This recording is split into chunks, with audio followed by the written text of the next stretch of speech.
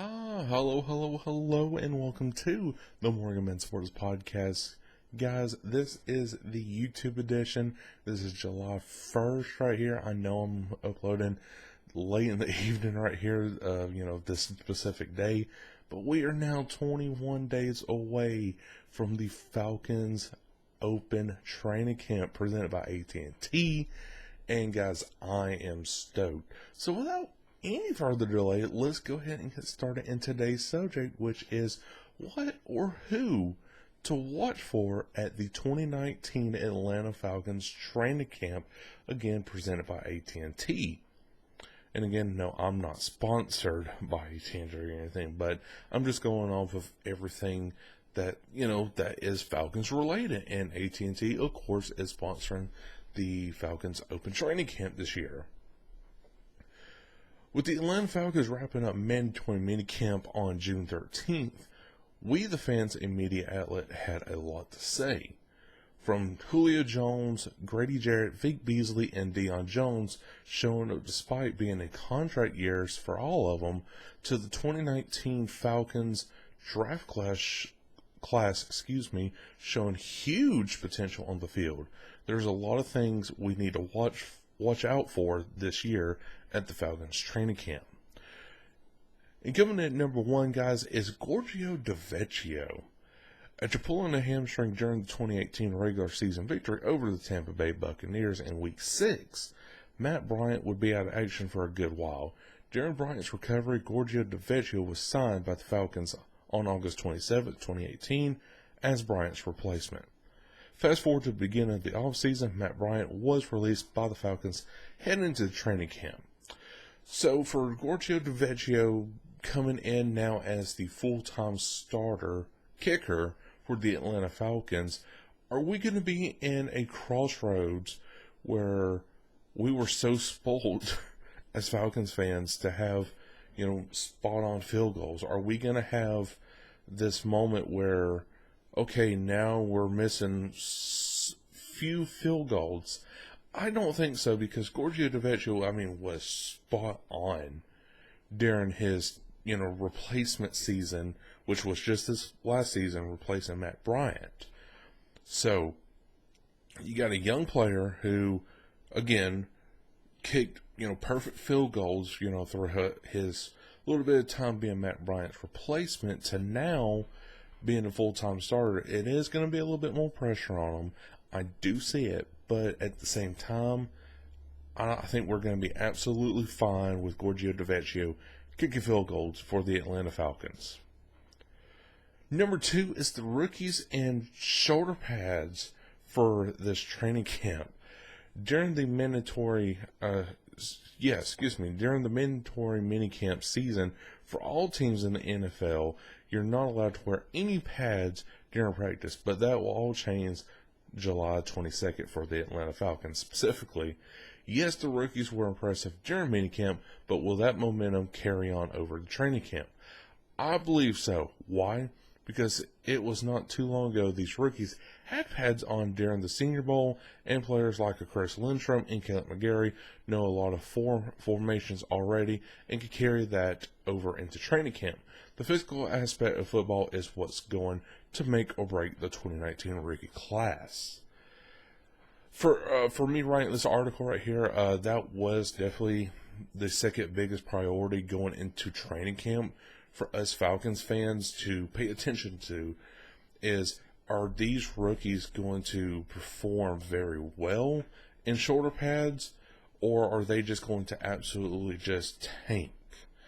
And again, like I said, that transition from college to, aka the Senior Bowl, to now, yes, that's not too long ago, but they have been out of action with pads on for that long as well. So it's just going to be really interesting to see who is going to perform very well. Again, I think it's going to be Chris Lindstrom and Caleb McGarry, who are going to be at the top of the seed right there, performing at a very high level in shoulder pads in the 2019 Atlanta Falcons training camp. Number three is Julio Jones. Julio Jones is going to be the main target this 2019 season, especially with Dirk Carter back in Atlanta.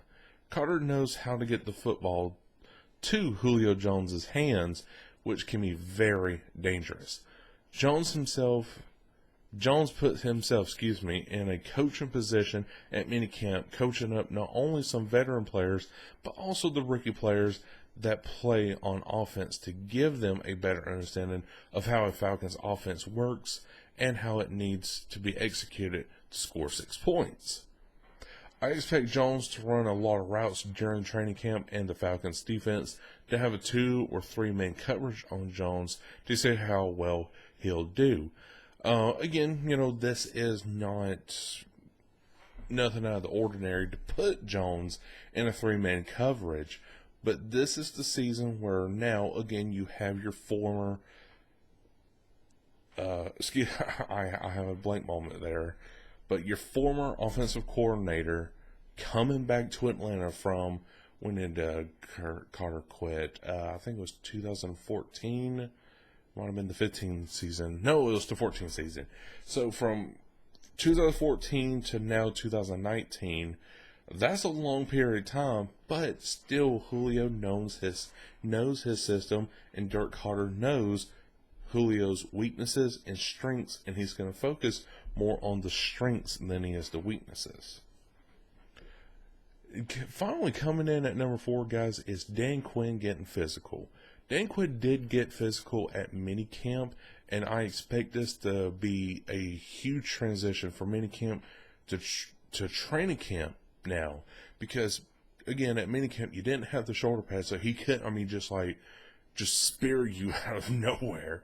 And I don't see Dan Quinn really sparing nobody, because he would injure himself. But Dan Quinn now is able to get up in your face and shove you around, like push you, knock you on the ground, and make you get back up, like it would be in an actual NFL Falcons game.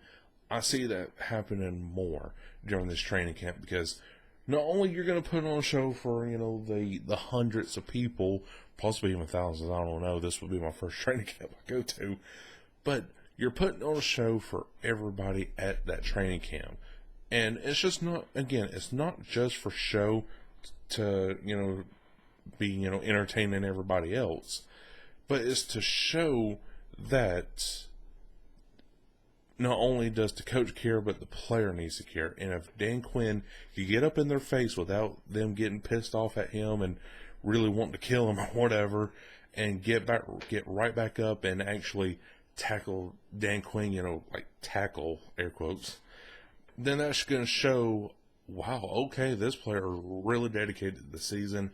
I'm ready. And again, the third reason on Dan Quinn getting physical, Dan Quinn is a defensive mastermind, and with his knowledge and experience, I see the Falcons really taking the next step from the Super Bowl 51 run when Dan Quinn was in charge, and multiply that by 20 times. Guys, I sure hope you really did enjoy today's YouTube edition of the MorganMan Sports Podcast. This is a very great article I wrote right here. It is again, it is up on my official Wix site. Again, I know I don't have an actual domain for the MorganMan Sports Podcast. This is all really I can afford right now because it's free.